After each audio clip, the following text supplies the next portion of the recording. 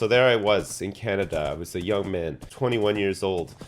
I just got back from a hard day of training polar bears and moose out in the wild tundra of Alberta. Got home, man, I was like pretty sweaty, although it was quite cold, and I was pretty dirty as well. Polar bears and mooses and Canadian wildlife are all pretty dirty. It's a pretty hostile part of the world, really, when you think about it. And I'm all sweaty and tired, and I'm just ready to have a wash, ready to have some dinner or whatever.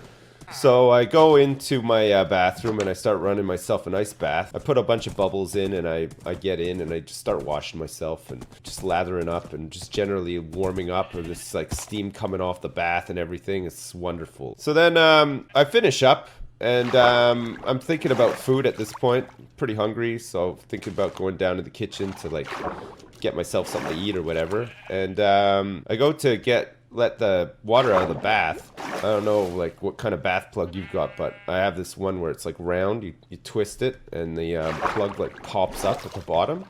So I go to use it and fucking just nothing happens. So in the end, I try and I couldn't get the plug to go. So all of this like soap scummy water is stuck in the tub. So I figured, well, I'll just go downstairs and start making some food or whatever. I was hungry. And so there I am eating my craft dinner. I'm just about to put my maple syrup on it. All of a sudden there's a knock at the door. So I'm thinking to myself, that's weird. I wasn't expecting any company or anything today. Like, who could it be? And, you know, a couple of thoughts went through my mind.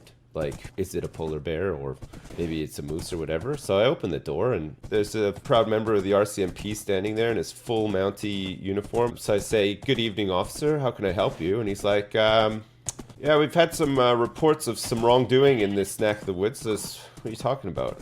He's like, did you know that it's an offense to leave a bathtub full of soap scummy, disgusting bath water unattended? No, I've never heard anything like that in my life. That sounds crazy. He's like, well, it's the law, Sonny Jim. Fuck the law, I said to him. So then he like took off his shirt and started screaming and did like this bear tackle on me. Got me down on the ground, cuffed me, pulled me into the station. They were pretty upset. They're like, nobody says fuck the law in our proud country. I was like, well, I was just trying to eat some dinner. I had low blood sugar at the time. Like, didn't mean any offense or whatever. I was just like a bit rocked by the accusations and stuff. And it's not my fault that my bath plug didn't work. They're like, well, this is the last straw. Like, you've screwed up too many times. And I said, no, I haven't. This is the first time I've actually ever been arrested. And they're like, no, we've been watching you for a long time. And I said, oh, really? They're like, yeah, we're going to have to deport you. And I said, well, to where? This is the country that I was born in. Like, I have nowhere to go. And they're like, well, we'll find somewhere for you. So they put me on a boat and then just cast me off into the ocean. They said, never come back. So I was like, okay. So there I am on a boat for what felt like a long time. I passed out a couple of times and came back into consciousness a few times. I was very dehydrated. I hadn't had any like fresh water. They didn't give me anything. They stole all of my craft dinner and my maple syrup, and they said I'd never see a polar bear ever again and stuff. And then next thing I know, I wake up on a beach and I look up, and right in front of me is this gigantic tower with a clock on it. And I was like, I recognize that. It's Big fucking Ben. I must be in England.